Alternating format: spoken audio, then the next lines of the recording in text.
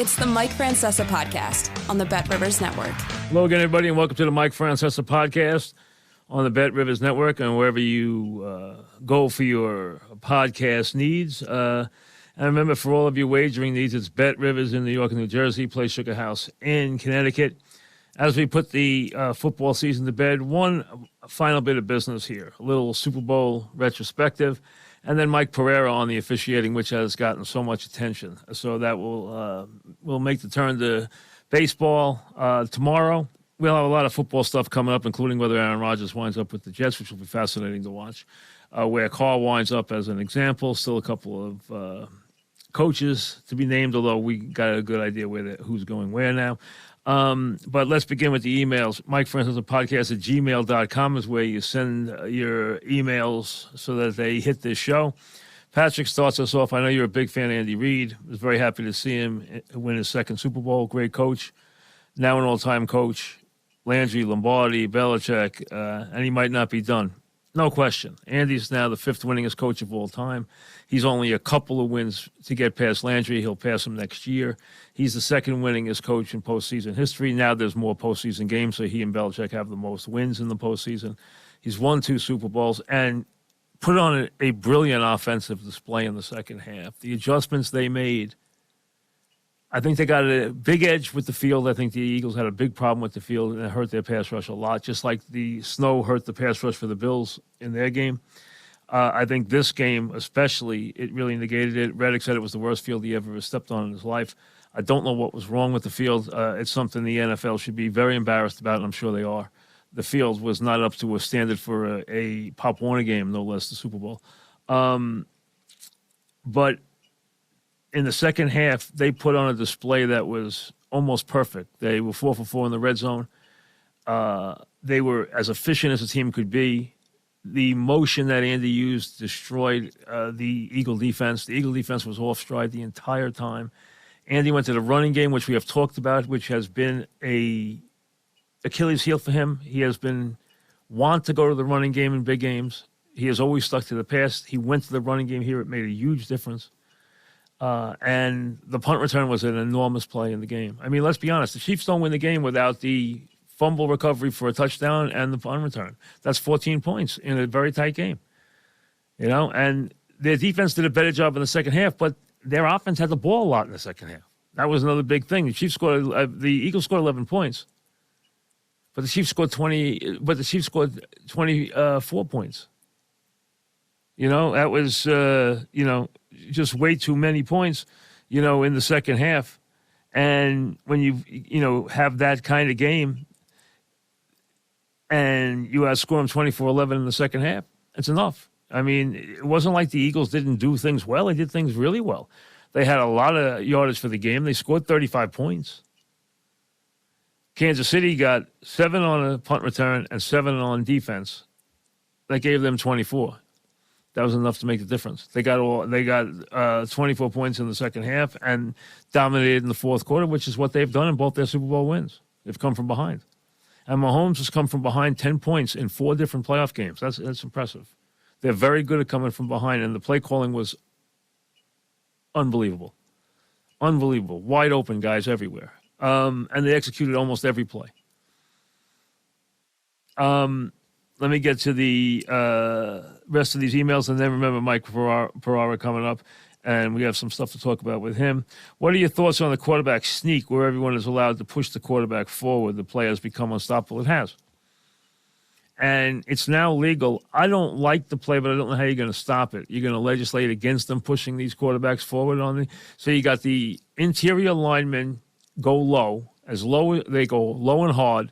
The quarterback comes in behind them, and then he's got 2 guys pushing him forward. There's no way he's not going to get a yard. There's no way. And you're right, it's become an unstoppable play, and that's why you're going to see more and more of it on fourth down. Is Mahomes now a first ballot Hall of Famer and a top 5 quarterback? Well, he's a first ballot Hall of Famer. I don't think there's any question. What he's done in 5 years. He's won a couple of MVPs. He's won 2 Super Bowls. He's been to 3 Super Bowls. I mean, so he's dominated. His one-loss record's brilliant. They've been the showcase team now for 5 seasons. And they're not done. Now, I don't know how many more Super Bowls he's going to get to. You just don't know. You just don't know. He might get to 5 more. He might get to no more. You just have no way of knowing. And, I mean, look at this year. It took a lot for them to win this Super Bowl. They were down in games. They also got 2 flags that determined the last 2 games in very, very tight games. Todd and Stratford.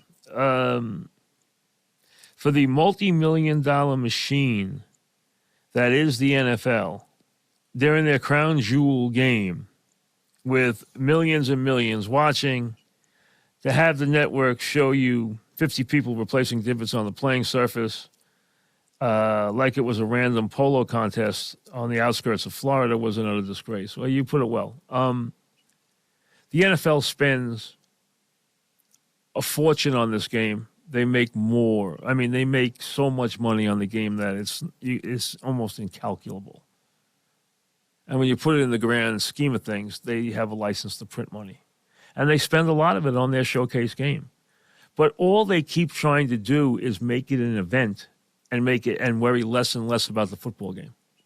They should worry more about the football product and less about all the other ancillary nonsense and secondary and tertiary things that they worry about. I'm not saying that they don't have a halftime show. I understand why they have a halftime show. You got a lot of people watching who are not football fans who like the halftime show. You're charging people exorbitant money. Hey, the best price ticket now in that stadium is $5,000. It might even have been more. That was the top ticket 2 years ago. I'm not talking about luxury boxes. I'm talking about regular seat. $5,000. The cheapest seat was like $1,000. I don't know if it's gone up. I haven't gone to the last 2 Super Bowls. I'm thinking of going next year in Vegas because I just want to see this whole thing unfold in Vegas. I never thought I would in my lifetime. So I'm thinking of going. I'm very much thinking of going. I'm sure by then the top ticket will be $7,000. Maybe 10,000. Who knows? The bottom line is they spend a fortune on everything. And evidently, they had to really spend a lot of time and a lot of effort and a lot of scientific effort on screwing up this field. Because this was in the works for years, as I told you, this Tacoma 31 sod that was developed with the USGA and with some scientists at Oklahoma State. And remember, that stadium sends out a tray, bakes the field in the sun, and then slides the tray back in. That's how the field is worked on. That's a real field. And it goes out in the sun, and then it comes back in. Now, what they did wrong, I'm not sure. But for them to spend the amount of money, and I don't know how much they spent on this research, it was years in the making. So you got to figure they spent millions of dollars to put forth what most players call the worst field they have ever stepped on. And something as fundamental as the playing surface, that game, as somebody said to me the other day, that game would have been better off for the Eagles, especially if it was played at Soldier Field in below zero temperature with the wind blowing. It would have been a better field for them to play on. And you know what? It would have been. They would have had a better feel for the field under those conditions, 0 degrees in Chicago, than they would have in Arizona, where they went so that they have perfect playing conditions, and they had the worst playing conditions we've seen in a game in years. For this, the NFL, and the NFL walks away, doesn't even apologize for the field or anything else. The field, I'm sure somebody heard about it or somebody lost their job, but the bottom line is this was an utter disgrace for the NFL to have that kind of playing surface for their Super Bowl. I mean, worry about what's important here. Now, Kansas City slipped, but they did very little shuffling of their shoes. The Eagles were basically in the shoe department the entire game, trying to find levels Remember, they're changing the lengths. When they're changing their shoes, they're changing the length of the cleats on the bottom of their shoe. What's on the bottom of their shoe can go from being very small to very large based on what they feel they need to get a feel of that, a grab of that field. So either the Chiefs went and did a better job of paying attention to the surface beforehand, which is why you're supposed to go out there 2 hours early, is to go out there and make sure that you feel comfortable with the field as a player and that you have the right equipment on. That's the idea. Not to go out there and, mug for the cameras or go out there and hug people. The idea is to go out there and get ready to play the game and to make sure you're in the right equipment. You saw the bin for the Eagles' shoes was countless times larger than the Kansas City one. So they were in complete chaos with their shoes the entire game. And they had players after the game who called it the worst surface they had ever played on in their life, including Reid, who was the premier pass rusher, who said it was the worst field he ever stepped on in his life. Was it a factor? Yes. How big a factor? I don't know. We can't tell. But the team that had 72 sacks had none. Now, here's the one thing. If you take the number of pressures that they had in the game and took that and then formulated what's a normal number of sacks, they should have had 3 or 4, and they wound up with none. Now, you got two things. Either they were overly aggressive and Mahomes got away, and a couple times he did, or Mahomes just did such a brilliant job of either getting rid of the ball or getting away, which he did a couple of times from Reid, especially, and turning it into positives or getting the ball off, because they got no sacks on a percentage of pressures that should have yielded them somewhere between 3.2 and 3.5 sacks from what I understand. And it didn't. Give Mahomes credit, give the offensive line credit, and maybe take some shots at the great lineman from the Eagles who had a rough day. Let's be honest. I thought the biggest thing Kansas City had to deal with in that game was the pass rush. It was negated. It was not the problem. Now, the Eagle offense, they had a big problem with. And let me tell you this, and I firmly believe this, and it's just me and the game I was watching.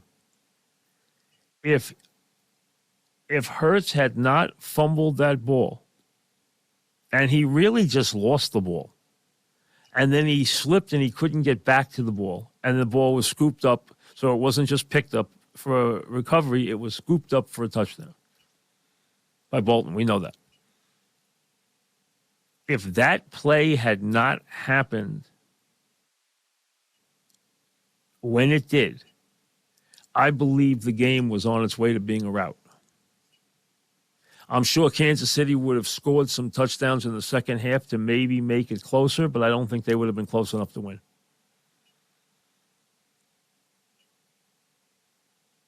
If I take 2 plays and turn them around in the first half, and they're not crazy plays, if I take, remember, on 3rd and 1, on 2nd short, they didn't get the first down. On 3rd and 1, they got a penalty, and now it's 3rd and 6. And when they went to run the ball on 3rd and 6, he lost the ball, and it went for the touchdown. They had a 2nd and 1 and didn't make it. The only short yardage one I think they fell on in the game. Then on 3rd and 1, they got a penalty, which got it to 3rd and 6, and then they lost the ball for the touchdown. If you take that play away and credit the Devontae Smith catch before the half, which was ruled a catch and then overturned after some crazy stuff that went on, was overturned, including a play that they ran, which was negated because they thought they were given an unfair advantage, and the Chiefs weren't given a chance to substitute. After all that, Andy then challenged and then won the challenge. And I never saw video evidence that overturned it. I'm not saying it wasn't a fumble. I mean, it wasn't an incomplete pass, but I never saw evidence that turned the play over. If you take those two plays and say no turnover there and a catch there, that game is a rout at the half. You're looking at a game that could have easily been 28-7 at the half.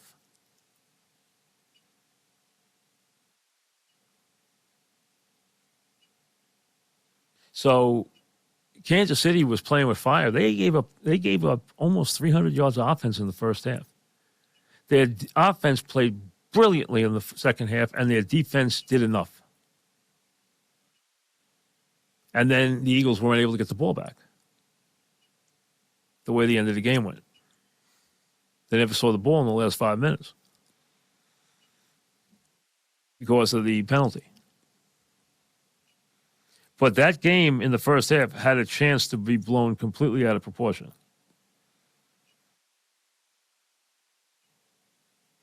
Mike, how much do you think Mahomes benefited from sitting a year behind Alex Smith as opposed to the usual where rookie QBs start right from the start? I'm sure he gained some, but I think the bigger things were the fact that, first of all, take it from the start. Mahomes was not a big name in college. When he was drafted that high, it was a big surprise. Andy knew who he wanted. He went and got him. So Andy first uncovered him. And look at the players that Andy uncovers. Sky Moore, Pacheco. Look what Pacheco became this year. And what a force he became. 75 yards rushing in the Super Bowl. You know, 5 games left in the season, he wasn't even a big player for the Chiefs. 75 yards. Trading for Tony. Tony gets a punt return and a touchdown in the Super Bowl. Sky Moore gets a touchdown in the Super Bowl. They brought Schuster in. They let Tyreek Hill leave. What they made McKinnon after they lost their top back. I mean, they do a great job with personnel. So Mahomes was brought to the right coach, who then built a system that works for him. Their imagination and their orchestration in the red zone is utterly brilliant. It has to do with Mahomes' vision and his ball handling and his escapability, but also it has to do with Andy Reid moving chess pieces around and giving you so many different looks. Look how wide open the two touchdown passes were. Basically, almost a version of the same play run to the other side on the Sky Moore touchdown that opened up the Tony touchdown for a walk-in, opened up the Sky Moore touchdown for a walk-in, opened up Pacheco for a walk-in. I mean, the bottom line is these were easy. And McKinnon had another walk-in at the end of the game, but he was smart enough to lie down on the 1 yard line so that he didn't score. Well, they would have walked in there. They were letting him score that one. But the bottom line is they executed brilliantly in that game. They had no turnovers. They had very few penalties. If you watch the Chiefs and you know the Chiefs, they have a ton of penalties. They make a ton of mistakes. They have a ton of mistakes all the time. Usually turnovers, usually bad plays, usually big pass interference calls. They usually have all that. They had none of that in this game. They allowed no sacks. They gave up no turnovers. They had no big penalties.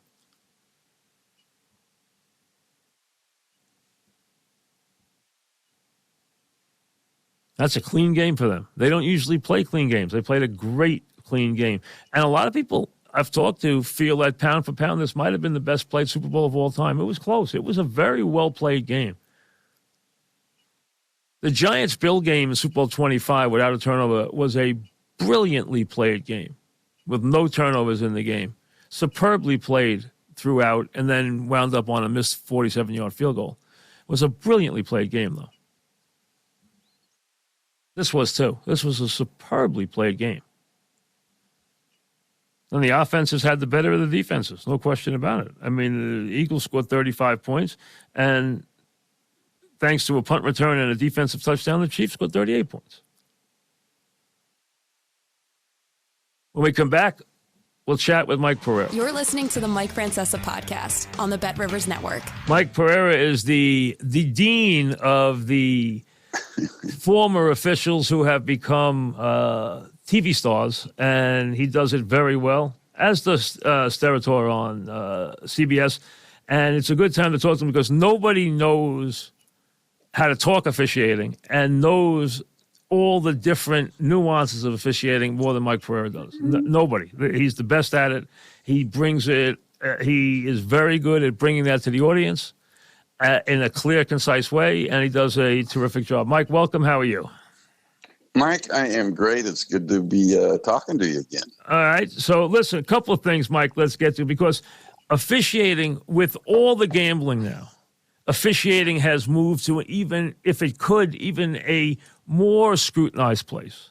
And now, after every game, especially games that end with flags, the first thing you see on Twitter, NFL rigged, NFL this, NFL that, NFL, and it has really put officiating so much under the gun. And people wait with bated breath to hear you guys talk about, is this going to be reviewed? Is it not going to be reviewed? And sometimes it's hard to tell what made it be reviewed, that kind of thing. And officiating has moved so much to the forefront. First question, has it put too much pressure on the guys doing the job? Well, I think it's put a lot of pressure on them. I mean, listen, they've been used to this pressure, but maybe not to the magnitude of where it is now. I mean, I only think back to my time on the field, which I know was a long time ago, Mike, but it was in the late 90s. We didn't have this presence of social media, period. So you didn't read about yourself. You didn't read about all these calls, all these questions. You didn't have sites on the internet called, football zebras with continued focus on it. I mean, even if I go back, Mike, to when I was running the officiating program, there were mistakes that were made, and this is early on in my career back in New York. There were mistakes that were made, and I'd look at it and say, yeah, that's a mistake, but that's one nobody's going to ever see. Well, that's not the case anymore because, there's so much focus on every single game, whether it is fantasy football, whether it is gambling.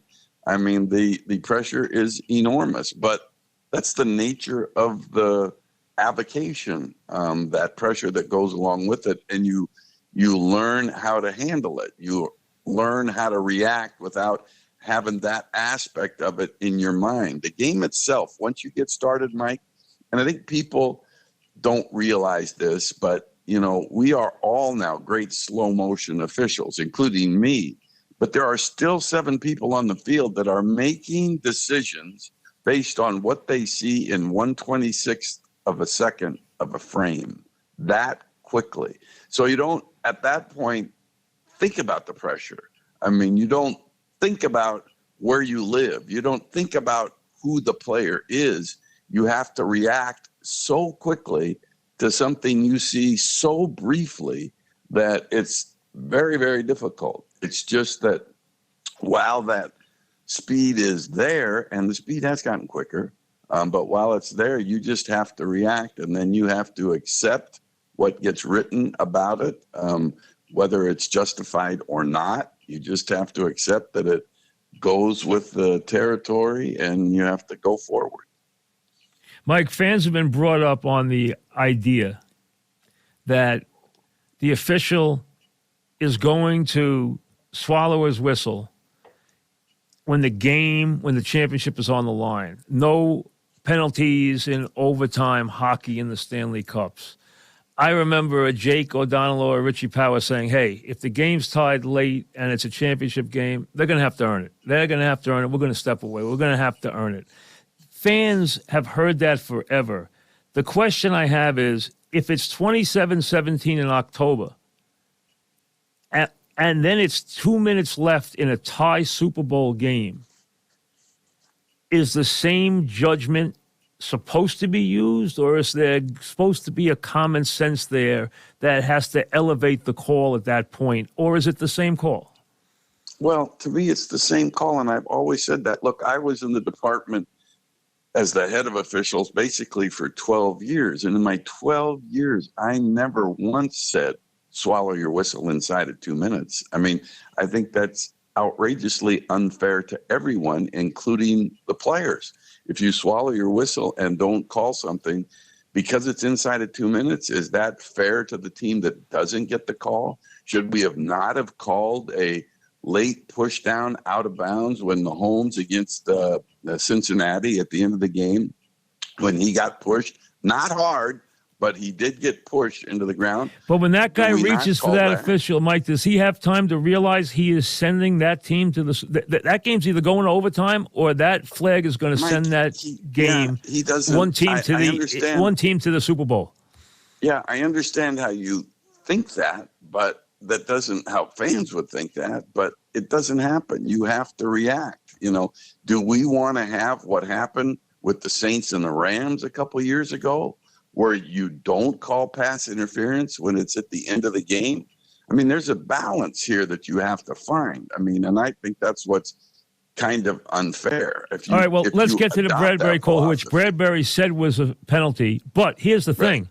He said he didn't get flagged for what he thought was a worse offense in the second quarter on the same play. He didn't get flagged, and then he got flagged with the game on the line. Right. And I saw the play in the second quarter, too, which I thought was a foul. But here's what happens. And, again, we talk about this 1/26th of a second. The difference in the two, to me, is that it opened up to the official at the end of the game. He had the angle where he could see the jersey pull, whereas the one earlier in the second quarter, he didn't have that same angle. And so it's a different type of play. And hey, listen, officiating is tough, and we know one thing's for certain. They're not always right. I mean, they make mistakes.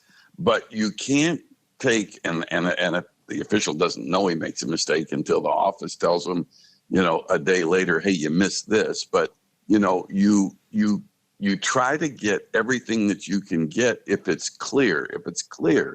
And the emphasis that the competition committee took years and years ago, back in my time, around 2005, which was a jersey pull is a foul, period.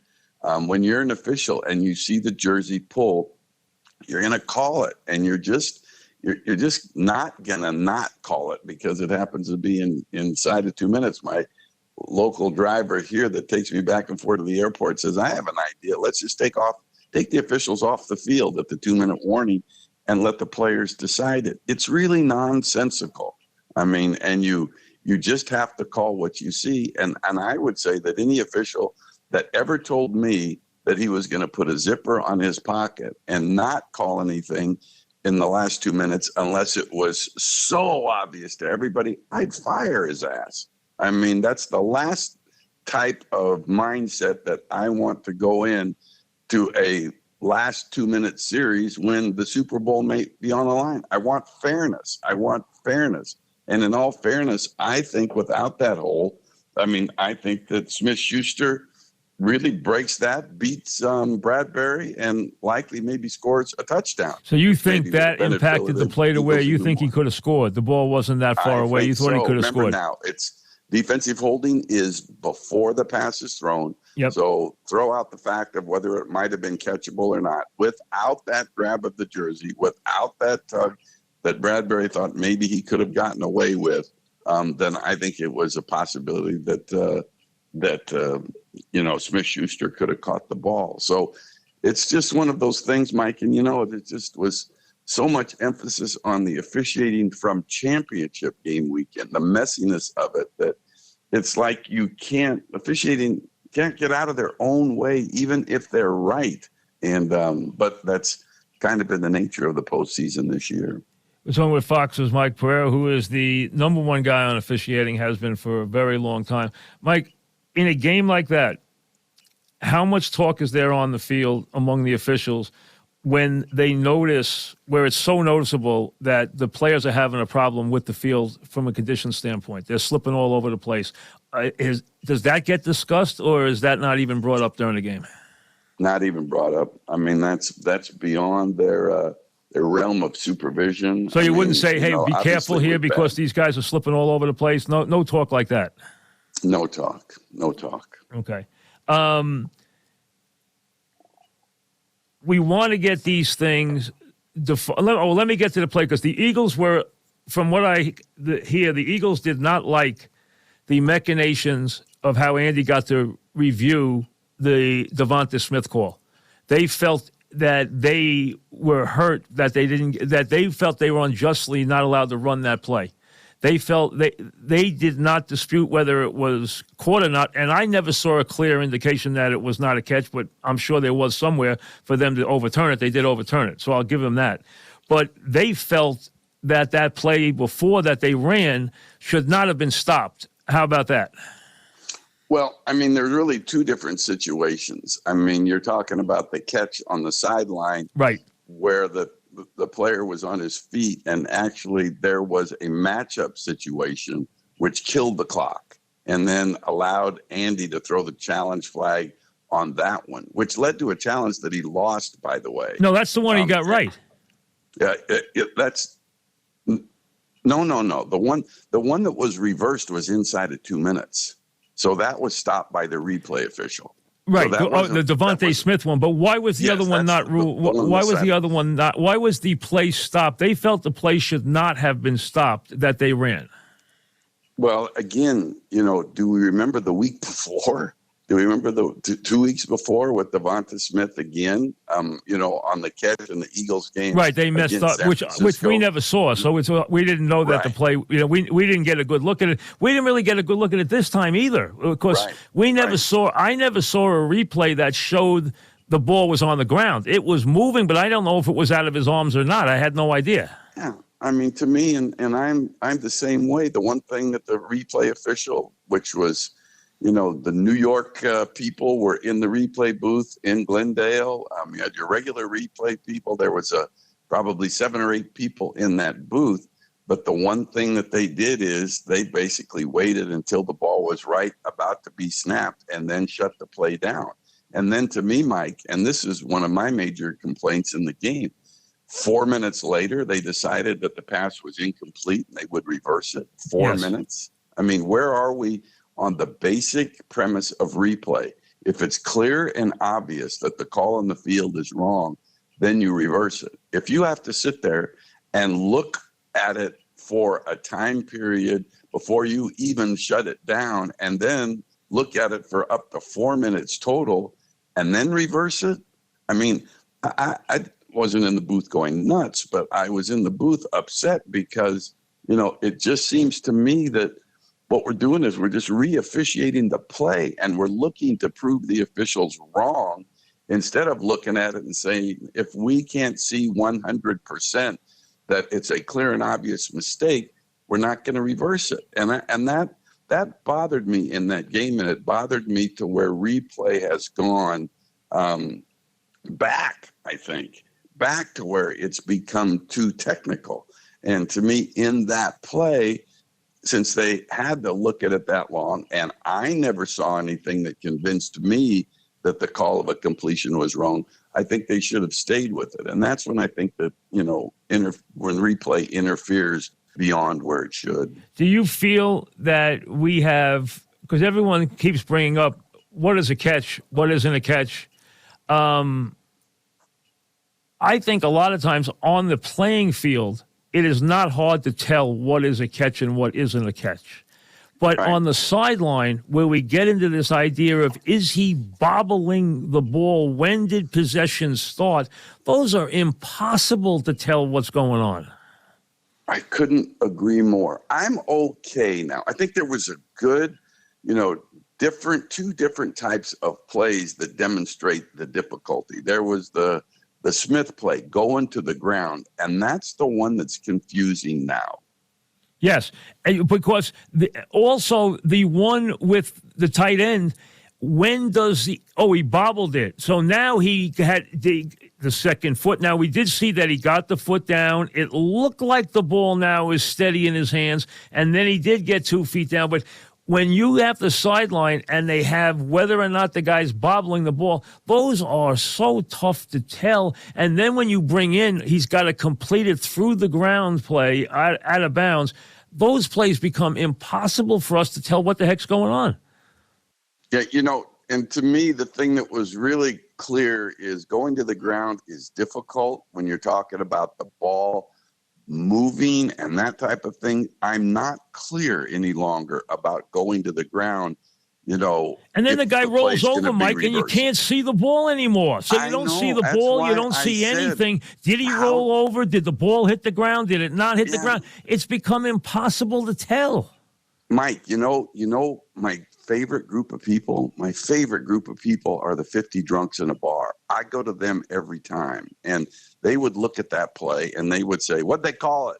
They call it a catch. Well, it must be a catch. You can't overturn that.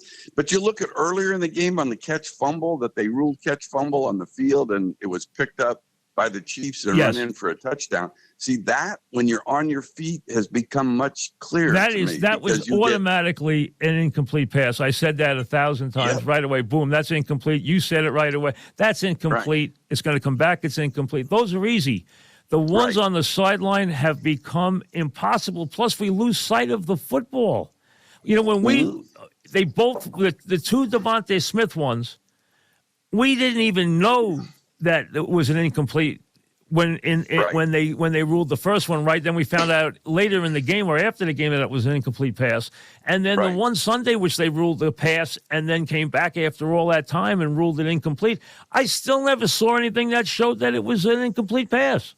Yeah, I know, and we're and I'm in your court on this now, and we're taking away great catches based on something that's very, very technical. Is there any way that's what I hate. Is there any way to clean up the sideline portion of that from a standpoint of officiating? I mean, I don't think you really can, Mike, except to go back to the basic premise. Now, we started replay in 1999, and we said indisputable visual evidence, and that was the only way you would overturn it. We changed the language. Wasn't me, but we changed the language a few years ago and said clear and obvious. The college rule book, in order to change it, it says it must be beyond a shadow of a doubt. So let's make it beyond a shadow of a doubt, whether it is on the sideline or whether it's in the field of play. Let's make it clear and obvious. Let's make sure that there's indisputable visual evidence that the call on the field was not right. I just think we have to go back to that standard. And I have talked to people like Rich McKay of the competition committee and said that I am concerned on how we have gotten too technical. We've gone in swings, too technical, and then sometimes, leaving things on the field that clearly should have been reversed. We've gone into these, sways of being, too technical and not too. It's just that we've got to be consistent. And in order to be consistent, you have got to not be technical. And Mike, there's got to be one rule, too. Clear and obvious. There's got to be one rule. If New York can go and say, we overturned it, boom, start the next play with no discussion of any kind anywhere, or now we're going to take 4 minutes to look at the play and decipher it 42 times. Hey, one rule. Either we have one way of doing it and we do it and we put a time limit on it, and if you don't have it in that time limit, back to the ball, back to the game. You don't get 5 minutes to look at it. Mike, my favorite, Mike Patrick, when we brought replay back in, we had quite the booth. Mike Patrick, Paul McGuire, Joe Theismann, and Mike Patrick said right away about instant replay. If you go under the hood, which we were going under the hood at that time to look at things, if you go under the hood and you look at it right off the bat and you see that the call is wrong, reverse it. If you have to sit there and run it back and forth and run it back and forth and put it in super slow motion, then don't change it. And I loved the way that he approached replay way back in 99. And I just want to get back there. I agree.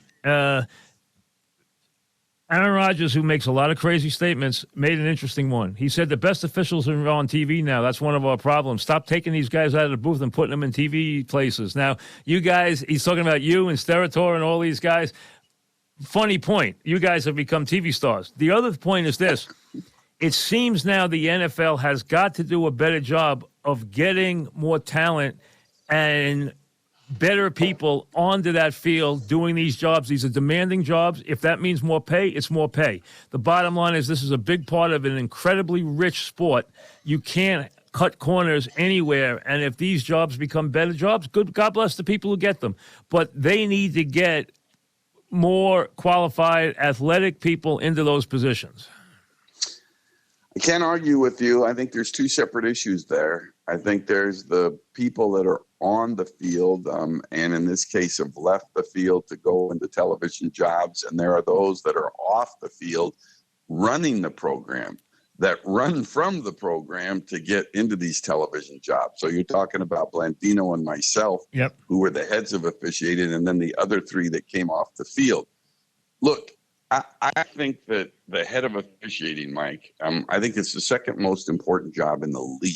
I mean, I give Goodell number one, that his job is a tough job. But beyond that, you can take all your EVPs, you can take them all, and, they're all, looking about not the future of the game, the financial future of the game, but the nuts and bolts, the integrity of the game lie with the head of officiating. And to me, that position just hasn't been appreciated as much as it should be appreciated. I agree. And, I agree. I think it's an integral part, and it is imperative that the game has good officiating. And listen, we understand nobody's perfect. We understand that. And I'm not one who wants to see robots calling balls and strikes. I'd rather I'd rather watch a guy have a lousy strike zone and live with it. Okay, now sometimes that can be a little overdone. We know that. I'm not going to mention any names. That we know that we can get a big game where the ball and strikes are just insane. It happens. The bottom line, though, is there's a human element to all sports. We understand that the players drop balls, they make mistakes. The officials make mistakes. You got to live with it. That's all. And nobody's asking anybody to be perfect. But you're asking them to be fair and you're asking them to be professional. That's all you can ask them to be. That is correct. I agree. And you got to, listen, I mean, the college, the Power Five conferences are producing better officials. And I do think, Mike, and this is my friends who are in officiating get mad at me, but this is the way that I do feel. I think that the officials themselves are good. And I think they're maybe better than they've been. If you want to take Roger Goodell's approach to say that, officiating is better than it's ever been, I might agree with them when you look at the total roster. But the officiating, let's forget the officials. The officiating, I don't think is. I mean, I think it's gone backwards to a degree. I agree. And then the question becomes why?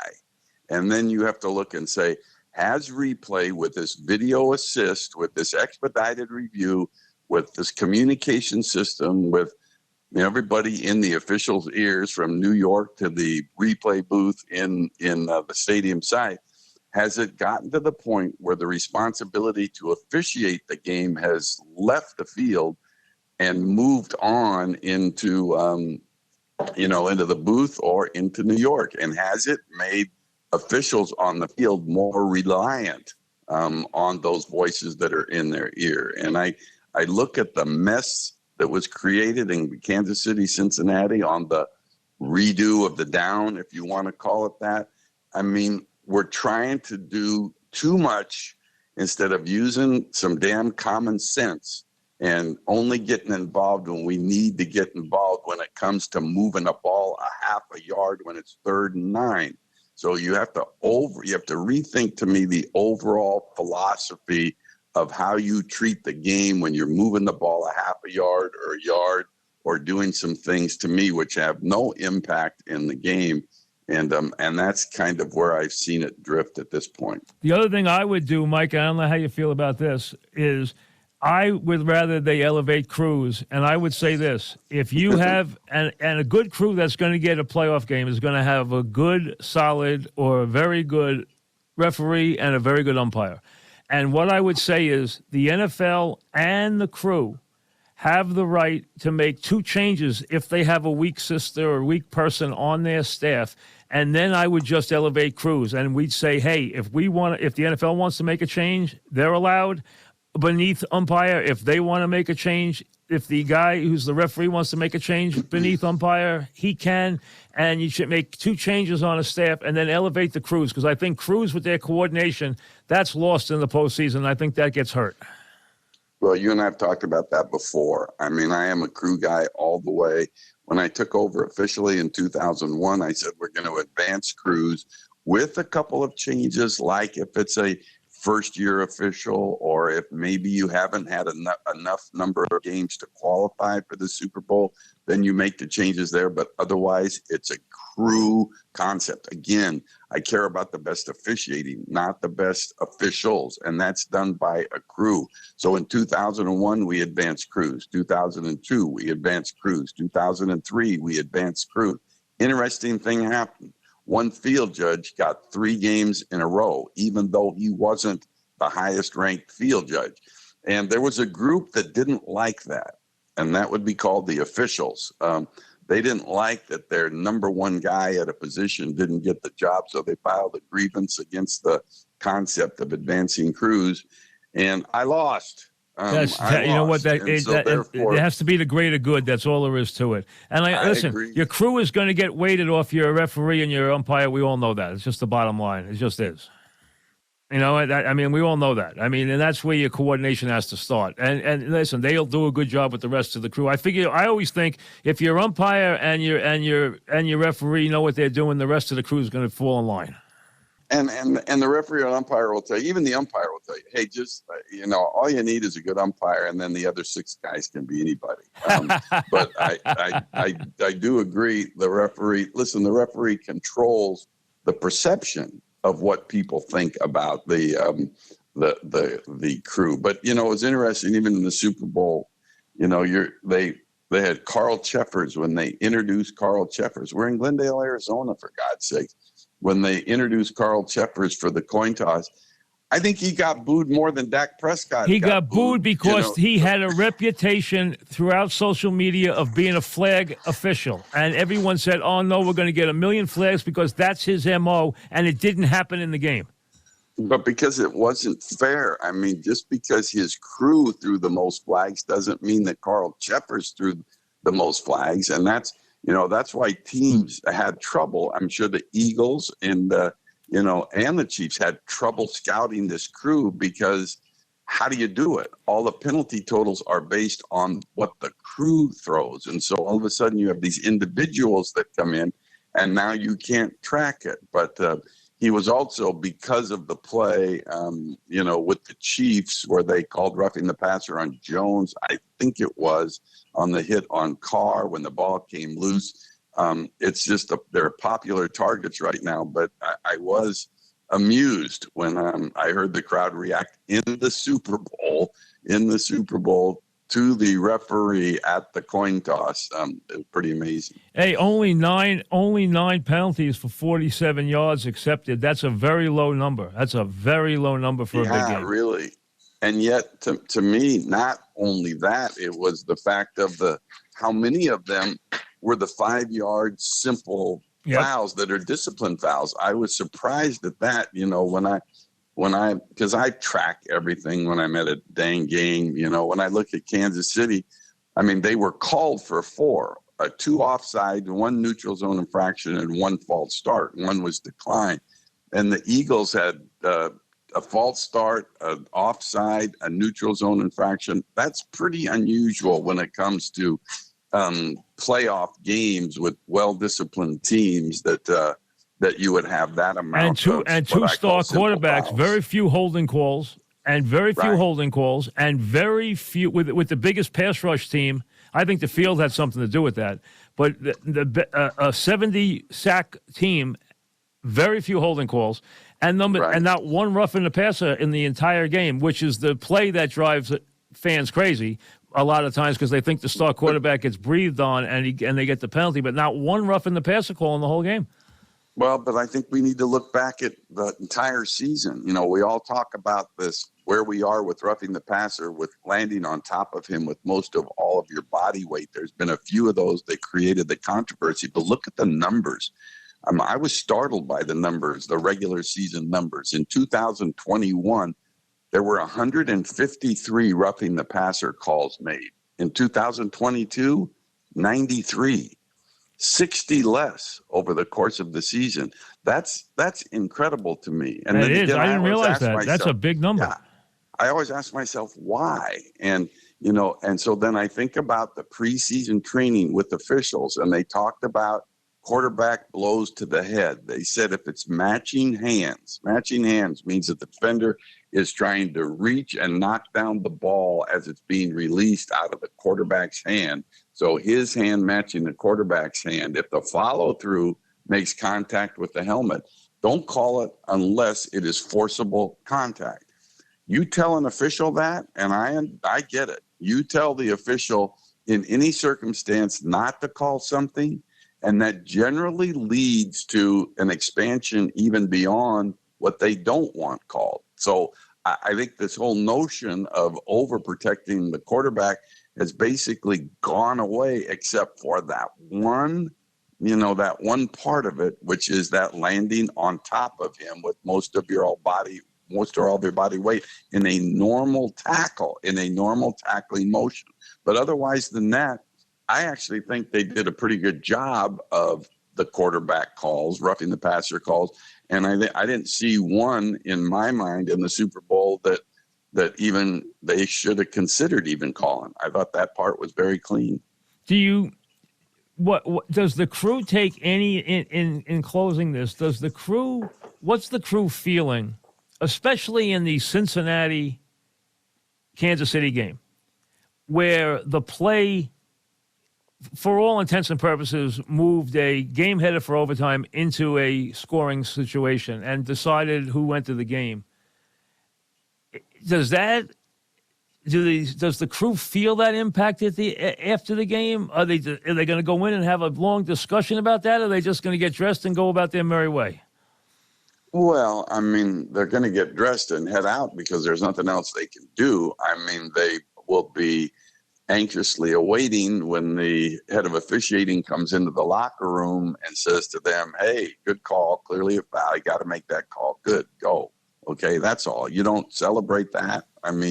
There's nothing to celebrate. You don't see, players, officials, doing dances after their calls, but they can leave, feeling like gratified, I guess, that they made the call that was the right call. So when they leave the building, they know most times whether it's good or bad, whether they were on something or off something when they leave there. They pretty much know. If it's something like that, especially when it goes to a pool report, look, Carl Cheffers' pool report, he described about the clear stretch of the jersey, all those things that he described. He didn't see it. He's not looking there. Right. That's the last place that he's looking at. So he's already gotten from New York. He's already gotten the explanation of what they saw and how to describe it, to the media by way of the pool report. Most pool reports this year have gone straight to New York. It's not the referees that are making the pool report, but in this case, in the Super Bowl, New York wasn't in New York. New York was in Glendale, and they have constant communication, and so they basically told him what to say. And at that point, young John Jacobs, who, by the way, the official that made the call, was probably the least experienced official on the field when it comes to postseason games.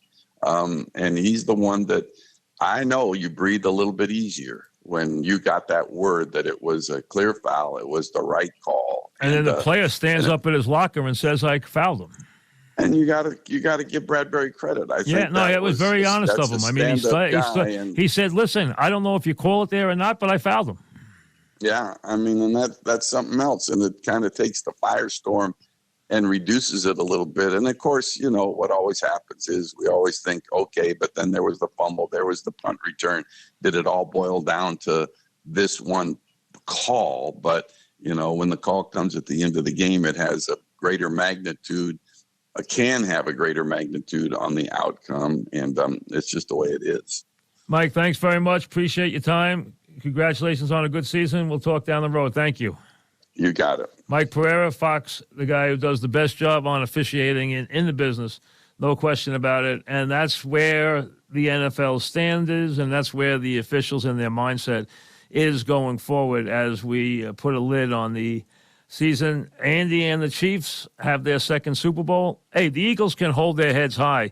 They come out of this with a young coach who's got a very good roster and has been to a Super Bowl and lost a great, really terrifically played Super Bowl. And his quarterback didn't play well.